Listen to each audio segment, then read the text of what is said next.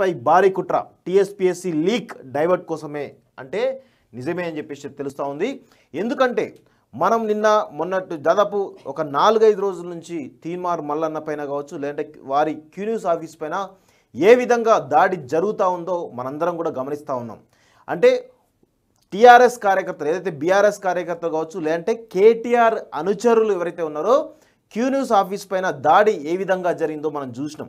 వాళ్ళే దాడి చేసిర్రు, వాళ్ళే దొరికినరు, ఆ తర్వాత వాళ్ళే పోయి కేసు పెట్టిర్రు. వాళ్ళే కేసు ఏమని పెట్టిర్రు, మొత్తం డెడ్లీ వెపన్స్ యూజ్ చేశారని చెప్పేసి, నన్ను చంపేందుకు ఒక కుట్ర చేశారని చెప్పేసి, నా డబ్బులు, నా నగదు, నా బంగారం దోచుకున్నారని చెప్పేసి పలు అక్రమ కేసులు పెట్టడం జరిగింది. కేసు ఎవరిపైన పెట్టాలి? దాడి చేసిన పైన వారు కదా పెట్టాలి. దాడి చేసినోడే పోయి పోలీస్ స్టేషన్లో కేసు పెట్టిండు. అదేవిధంగా దానికంటే ముందే తీన్మార్ మల్లన్న పోయి ఇట్లా దాడి జరిగింది, మీరు విచారణ చేయండి, ఎఫ్ఐఆర్ బుక్ చేయండి అని చెప్పేసి ఒక కంప్లైంట్ ఇస్తే ఆ కంప్లైంట్ కనీసం కూడా తీసుకునేటువంటి ప్రయత్నం చేయలేదు ఈ పోలీస్ డిపార్ట్మెంట్.